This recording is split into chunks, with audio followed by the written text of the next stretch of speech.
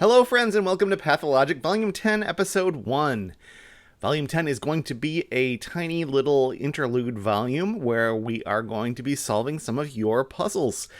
If you've got a puzzle that you'd like me to solve on the channel, please fill out the form found in the description, and we will do our best to get that in front of people as soon as we can. As soon as I get a critical mass, we'll do another group of these. But for today and the next couple days, we will be solving your puzzles, and we're starting right off with something called a Snowflake Sudoku, and we will look at the rules right now. In Snowflake Sudoku, we place the digits 0 to 5 once each in every row, rising diagonal, falling diagonal, and hex. So if we look at, say, this 2, we can see in the example solution that there are no other 2's in that row, nor are there any 2's in this diagonal. And in both cases, that's even crossing these little gaps.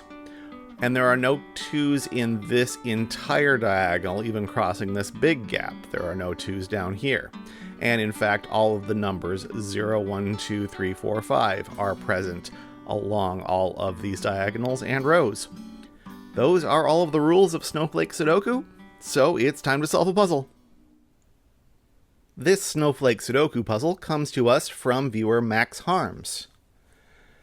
When I'm doing a traditional Sudoku, I tend to focus more on the regions that, I guess there are two angles that you can fundamentally go from. You can look at rows and columns and try to fill in the missing items. That works well if you've got a row, column, or region that is almost full.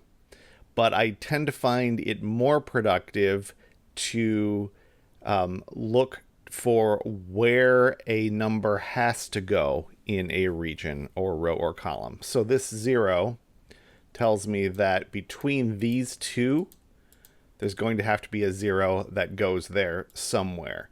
So in some of the notation, that if I were doing this in pencil and paper or with some different software, I would pencil mark a little 0 in the corner of these two to remind myself of that.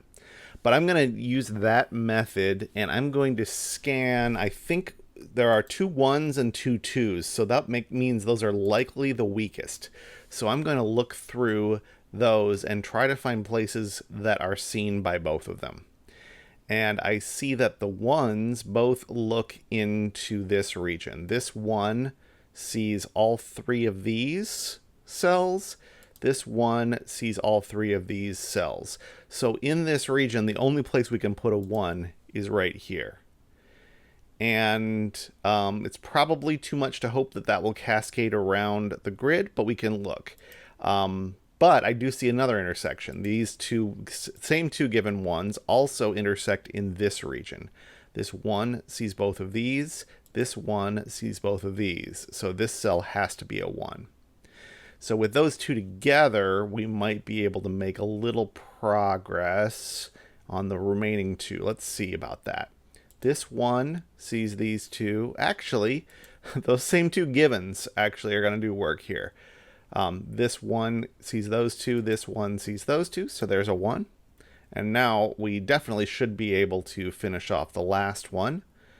The one that we just placed knocks out these 2. And this one is seen by both of these.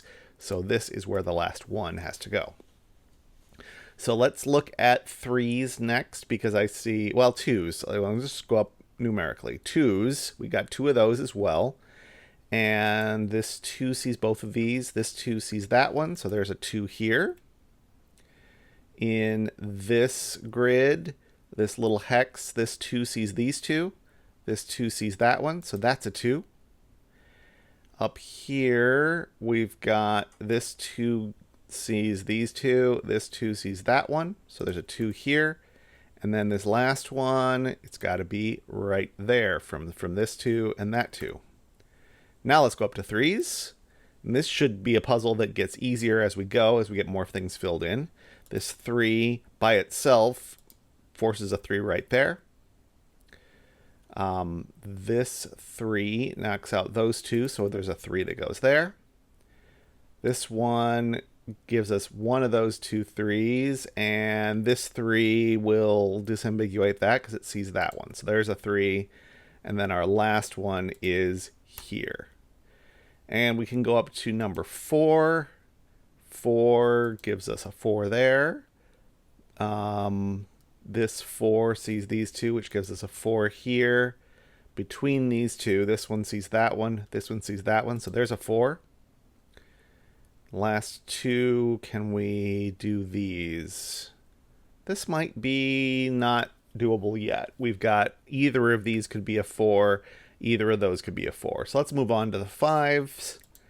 This 5 will give us a 5 here, which gives us a 5 here and here. There's only one cell left in there.